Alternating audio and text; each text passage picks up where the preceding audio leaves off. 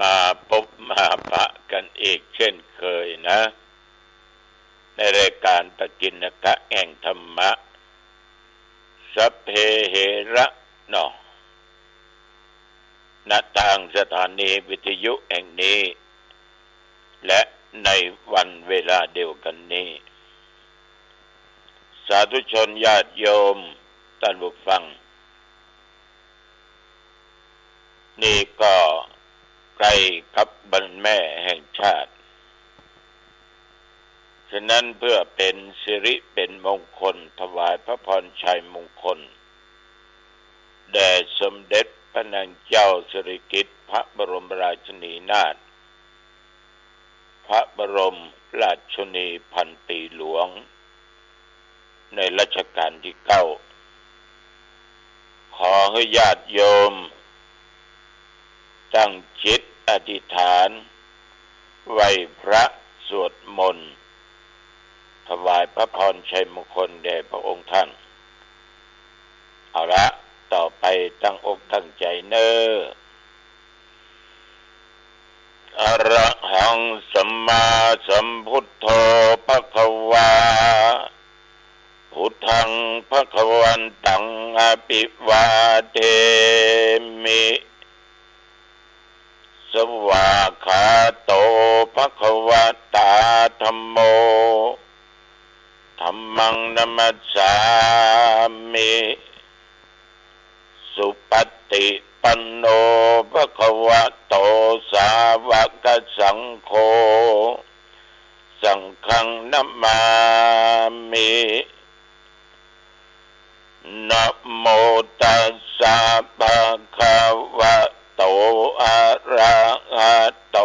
สัมมาสัมพุทธัสสะนะโมตัสสะภะคะวะโต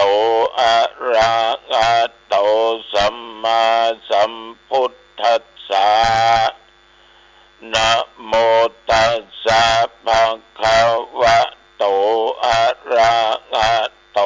สัมมาสัมพุทธัสสะพุทธังสรณังคัจฉามิธัมมังสรณังคัจฉามิสังฆังสรณังคัจฉามิตุติยัมปิพุทธังสรณังคัจฉามิตุติยัมปิธัมมังสรณังคัจฉามิตุติยัมปิสังฆังสรณังคัจฉามิตติยัมปิพุทธังสรณังคัจฉามิตติยัมปิธัมมังสรณังคัจฉามิอิติปิโสภะคะวะอะระหังสัมมาสัมพุทโธวิชชาจารณะสัมปันโนสุขโตโลกวิโทอนุตตโรปุริสัทธัมมสารติสัทธาเทวมนุษย์สานังพุทโธภควาติยันตุนิมิตังอาภะมังคลัญจาโยจามะนาปุสะคุณัสสะสัทโธปาปะคะโหตุสุปินังอะกันตังพุทธานุภาเวนะวินาศเมนโตสวากขาโตภะคะวะตาธัมโมสันติติโกอะกาลิโกเอหิปัสสิโกโอปันนะยิโกปัจจัตตังเวติตัพโพวินโยหิติยันดุนิมิตังอาภะมังคลัญจาโยจามะนาปุสะโกนัสสะสัทโธ โธปาปะกะโหโตสุปินังกะกันตังธัมมานุภาเวนะวินาสเมนตุสุปฏิปันโนภะคะวะโตสาวกสังโฆอุจุปฏิปันโนภะคะวะโตสาวกสังโฆยายะปฏิปันโนภะคะวะโตสาวกสังโฆสามีจิปฏิปันโนภะคะวะโตสาวกสังโฆยะทิทังจัตตาริปุริสายุคาเนอัตถะปุริสปุคลาเอสะภะคะวะโตสาวกสังโฆอาหุนายโยปาหุนายโยทักขินายโยอัญชลิกะระนิโยอนุตตรังปุญญเกตังโลกัสสาติยันตุนิมิตตังอาภะมังคลัญจาโยจามนาโปสากุนัสสะสัทโธปาปักขะโหตุโสปินังอะกันตังสังขานุภาเวนะวินาสเมนโตปัลละมะลาเชเนนาธาภูมิพัลละสะลาชิโนทาสะมินทะปุปาทัลลัสสะมาตุพุทธายาสัสสิเนสัมพุทธมามะกาอัคคาพุทธธรรมเมสัมมาอิตาปุญญาติกาลสัมปันนาทานัชชาสยสังยุตตาสิริยาเกติยาจาปิอาภิกันตาอาภิกะนังนิสัมมะการินิโหติอาติสันอาวิยติกาเอสาอิลัตถะภาสินังอัฏฐายะจาหิตายะจาสัมปาเทติการัญญาเนมหากัลลุญญะเจตสาสิปปานิจิวโนปาเยสัตตะเทจะอนุสาสติภาโหสิปิกะกัมมันจาอนุขันหติโยนิโสวโนทกานุรักขายะสัพพทาโพธิทายิเนภาโอกาเตสิกขาปัตเตปะกุปัตเตวิจักขณา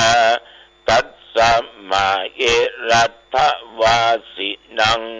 สัมภาวิตาอติปิยา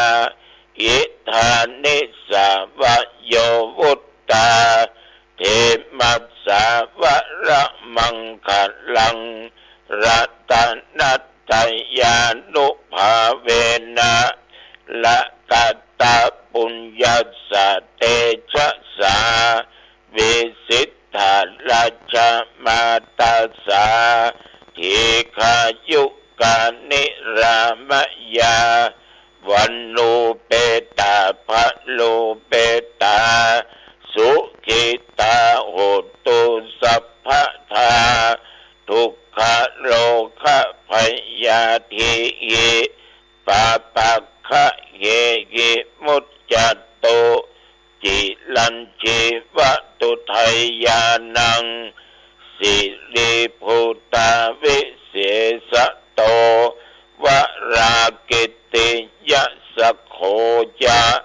ปัญญายันตุ นิรันตรังติภวตุสัพพะมังคลังรักขันตุสัพพะเทวตาสัพพะพุทธานุภาเวนะสัทธาโสทิภวันตุเตภวตุสัพพะมังคลังรักขันตุสัพพะเทวตาสัพพะธรรมานุภาเวนะสัทธาโสทิภวันตุเตภวตุสัพพะมังคลังรักขันตุสัพพะเทวตาสัพพะสังฆานุภาเวนะสัทธาโสทิภวันตุเต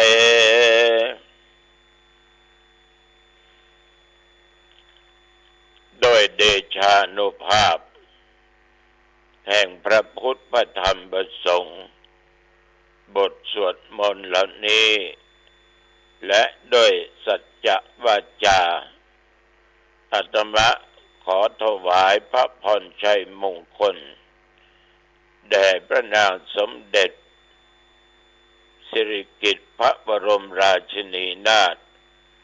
พระบรมราชชนนีพันปีหลวงขอให้พระองค์นั้นจงมีพระสุขภาพพลามัยอันแข็งแรงทรงมีพระเกษมสำราญขอพระองค์ทรงมีพระชนมายุยิ่งยืนนานได้120 พระพรรษายิ่งขึ้นไปขอถวายพระพรกรมอุตุได้ประกาศบอกว่าตั้งแต่ว่ามาจนถึงปัจจุบันบัดเดี๋ยวนี้แถวบริเวณวัดหนองตองใกล้เคียงนั้นแต่ว่าตอนหัวค่ำมีฝนตกเล็กน้อยแต่เป็นนับเป็นบางที่ลมก็อยู่ตามปกติอุณหภูมิ35 องศาตกเย็นมาเป็น36ปัจจุบันนี้ก็20 องศาก็แม่พี่น้องญาติโยมก็ว่ามาจนถึงปัจจุบันบัดเดี๋ยวนี้ฉันเจ้าแล้วแต่ว่านี้อาตมาภาพก็ไม่ได้ไปไหนก็อยู่ในวัดแล้วก็หลังจากฉันเพลก็ได้ไปเอาเทปบันทึกเสียงธรรมะไปฝากไว้ตามสถานีวิทยุต่างๆกลับมาถึงวัดก็ได้รับเสียงได้ยินบอกว่าหลวงปู่ครูบาอินทร์สมที่ได้มาอยู่ที่วัดป่าสันติหรือว่าวัดป่าธรรมสันติตำบลน้ำแพร่หางดงได้ถึงแก่มรณภาพขณะนี้หมอกำลังปั๊มยากันอยู่ก็เลยออกเดินทางพร้อมกับเลขาและเลขาตำบลเดินทางไปวัดป่าสันติเมื่อไปถึงก็เห็นญาติโยมมากหน้าหลายตาเพราะหลวงปู่ครูบาอินทร์สมเนี่ยเป็นเกจิอาจารย์เป็นครูบาอาจารย์ฝ่ายวิปัสสนาองค์หนึ่งคือเดิมทีหลวงปู่อยู่ที่อำเภอแม่เสรียงเป็นอดีตเจ้าคณะอำเภอแล้วก็อาพาธเป็นเลือดจางเป็นโรคมะเร็ง ก็เดินทางมารักษาที่โรงพยาบาลมหาราชก็เดินทางไกลลำบากก็จึงมาพักที่วัดป่าธรรมสันติเพื่อการไปมาหาหมอสะดวกสบายญาติโยมโรคภัยไข้เจ็บเนี่ยมันบ่ปล่อยมันบ่ละมันบ่ทิ้งบ่ว่าบุคคลผู้นั้นจะอยู่ในระดับใดเป็นหญิงเป็นชายจะปฏิบัติธรรมหรือไม่ได้ปฏิบัติธรรมสรุปง่ายๆคนดีคนหายหญิงใจทั้งหลายนักบวชก็ดีหนีเรื่องการเจ็บไข้ได้ป่วยไปบ่พ้นดุจจะดังหลวงปู่อุบาสมนี่ท่านทั้งหลายมีลูกศิษย์ลูกหามากมีลูกศิษย์ลูกหามากนายแพทย์ก็มีพยาบาลก็มีแพทย์หญิงก็มีทหารตำรวจก็มีพี่น้องประชาชนทีนี้ท่านก็หนีโรคภัยไข้เจ็บมาได้ในที่สุดท่านก็ต้องถึงแก่มรณภาพโดยมีอายุอานามของท่านนั้นก็ได้อยู่82 ปี82 ปีจากไปเวลา 12 นาฬิกากับ 10 นาทีหลังจากเพิ่นได้จากไปแล้วบรรดาลูกศิษย์ลูกหาก็เตรียมจากกุฏิที่หลวงปู่เคยนอนเคยปฏิบัติธรรมก็นำสรีระร่างกายมาไว้อาคารที่เรียกว่าเป็นสร้างเป็นโบสถ์เป็นวิหารก็ได้ก็ถึงเวลา3 โมงป่ายก็ลดน้ำสรีระร่างกายของหลวงปู่จะสังเกตได้ว่าพระสายธรรมยุทธ์เนี่ยมามากมหานิกายก็มีแต่ท่าน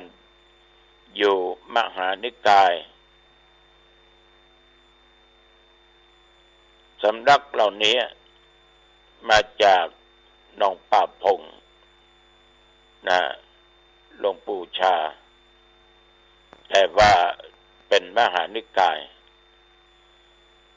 ญาติโยมทั้งหลายหลังนั้นจากนั้นธรรมาก็กลับมาถึงวัดสุขบึดสุขเมื่อก็ได้นั่งสนทนาธรรมกับญาติโยม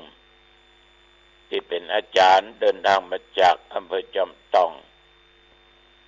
พอสมควรก็ได้ส่งน้ำอาบน้ำอาบท่าใส่ผ้าใส่หยังเรียบร้อยก็ออกเดินทางไปที่วัดป่าสันติอีกเพราะว่ารับภาระนิมนต์เป็นองค์เทศร่วมกับท่านเจ้าคุณวัดป่าดาราพิลมแต่มาก็เทศก่อนจบเรียบร้อยพระสงฆ์10 รูปก็ได้สวดบทพุทธมนต์มาติกาบังสุขุนเสร็จเรียบร้อยเป็นก็ถวายวัตถุปัจจัยทายธรรมต่อจากนั้นท่านเจ้าคุณวัดป่าก็จะแสดงธรรมต่อบรรยากาศนั้นเป็นป่ามีหนองน้ำมีความร่มรื่นสมกับชื่อว่าวัดป่าธรรมสันติสำหรับสรีระร่างกายของหลวงปู่นั้นก็จะตั้งบำเพ็ญกุศลที่วัดป่าธรรมสันติไปจนถึงวันที่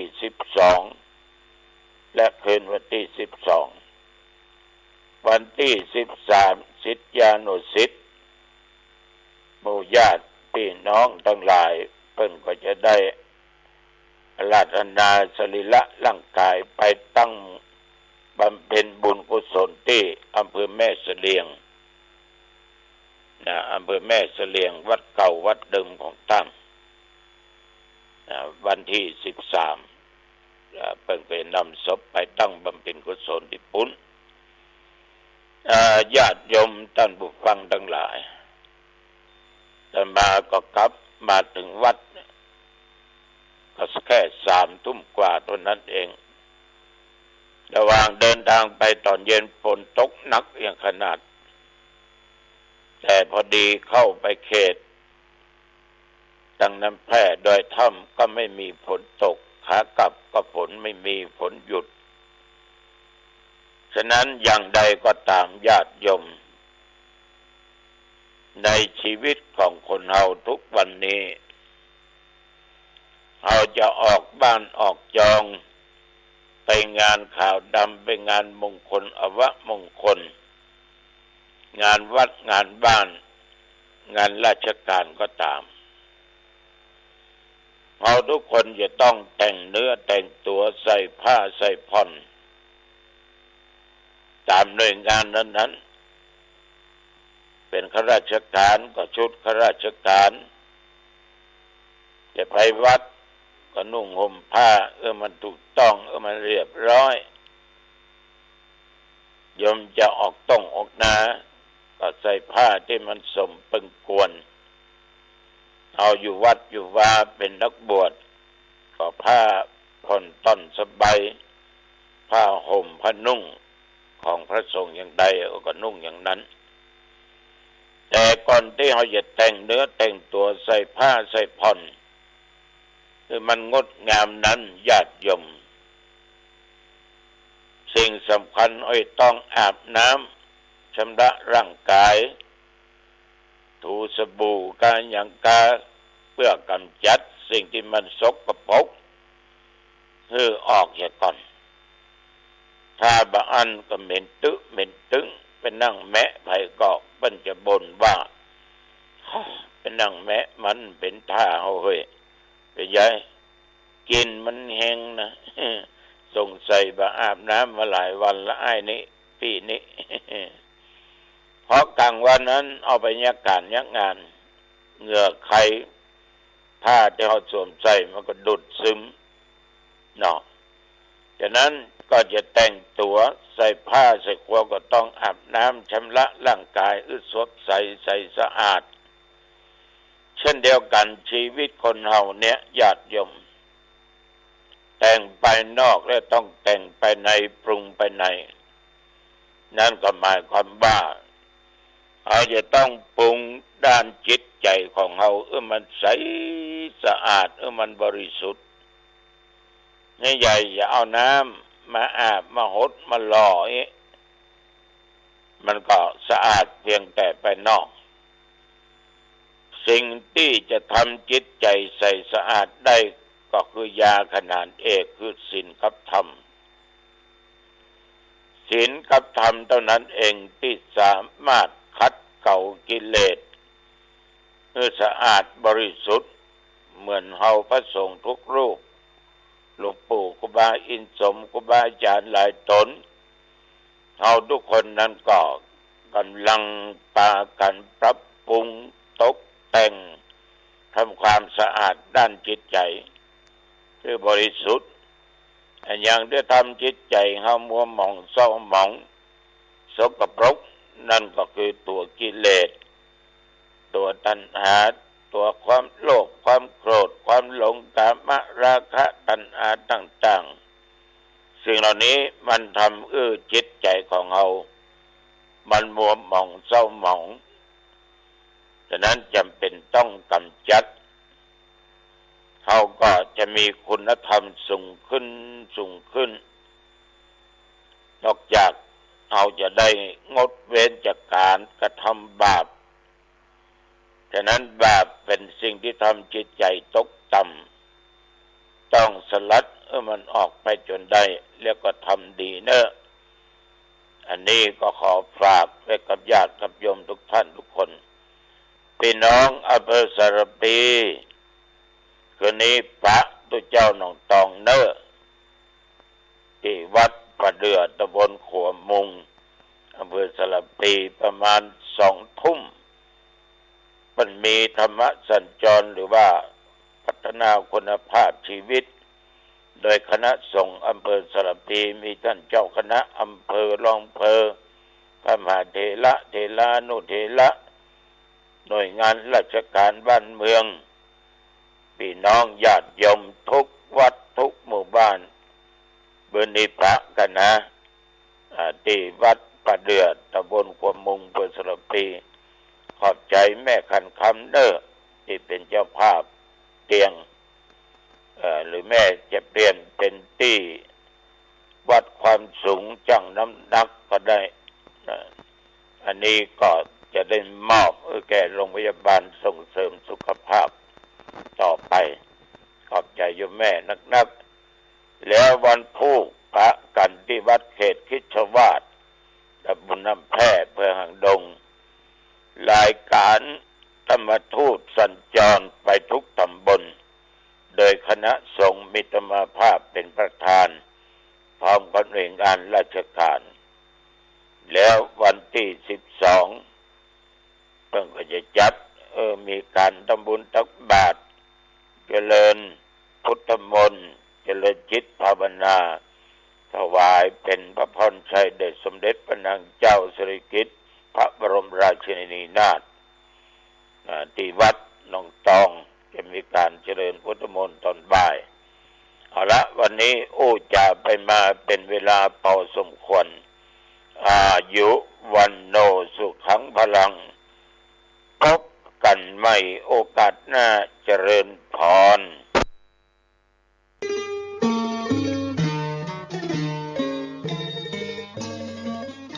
ข่าวสารเพื่อการประชาสัมพันธ์ด้วยทางวัดชัยสถานป่าเศร้าน้อยตำบลสันปุเรอำเภอดอยสะเก็ดจังหวัดเชียงใหม่มีพระครูประภัชชัยคุณดำรงตำแหน่งเจ้าอาวาสวัดชัยสถานป่าเศร้าน้อยเจ้าคณะตำบลสันปุเรเขต 2พร้อมคณะศรัทธาและผู้ใจบุญร่วมบูรณะวิหารหลังใหญ่ของวัดในช่วงหลายเดือนที่ผ่านมาขณะนี้การบูรณะใกล้จะแล้วเสร็จก่อนเข้าพรรษาในช่วงเทศกาลเข้าพรรษาปีนี้จะใช้เป็นสถานที่บำเพ็ญกุศลตลอดฤดูกาลเข้าพรรษาและออกพรรษาก็มีการบูรณะเปลี่ยนหลังคากระเบื้องทั้งหมดแล้วก็บูรณะในส่วนต่างๆใกล้จะแล้วเสร็จหลายท่านที่ยังไม่มีโอกาสจะได้ร่วมบุญร่วมกุศลก็สามารถติดต่อสอบถามและร่วมทำบุญได้ที่พระครูประภัชชัยคุณเจ้าคณะตำบลสันปุเรเขต 2เจ้าอาวาสวัดชัยสถานตำบลสันปุเรอำเภอดอยสะเก็ดจังหวัดเชียงใหม่หมายเลขโทรศัพท์0876572458 0876572458หรือที่05311432ได้ทุกวันก็เป็นการบูรณะวิหารหลังใหญ่ของวัดชัยสถานป่าเศร้าน้อยตำบลสันปุเรอำเภอดอยสะเก็ดจังหวัดเชียงใหม่ก็ขออนุโมทนากับหลายคนหลายท่านได้ร่วมทำบุญไปแล้วและหลายท่านยังไม่ได้ร่วมบุญก็สามารถร่วมทำบุญในคราวครั้งนี้โดยทั่วหน้ากัน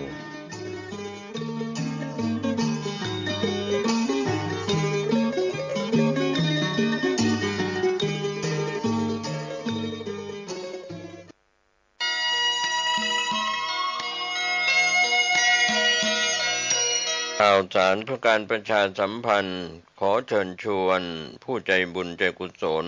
ร่วมสร้างศาลาการประเรียนวัดบ้านเหล่าพระเจ้าตาเขียวอำเภอป่าซางจังหวัดลำพูนซึ่งได้ทำพิธีวางศิลาฤกษ์ศาลาการประเรียน18กรกฎาคม2567เป็นต้นมาในขณะนี้ก็เริ่มลงมือก่อสร้างศาลาการประเรียนท่านที่จะร่วมทำบุญผ่านบัญชีธนาคารออมสินชื่อบัญชีพัฒนาวัดบ้านเราเลขที่บัญชี0209015743034เลขที่บัญชี0202901574034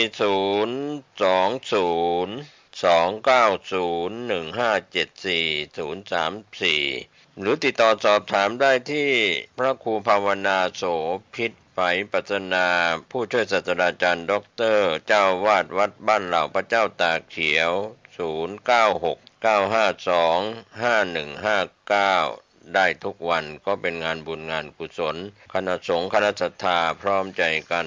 สร้างศาลาการประเรียนวัดบ้านเราพระเจ้าตาเขียวอำเภอป่าซางจังหวัดลำพูนได้อนุโมทนาบุญร่วมกันมีความสุขในเทศกาลเข้าพรรษาออกพรรษาโดยทั่วหน้ากัน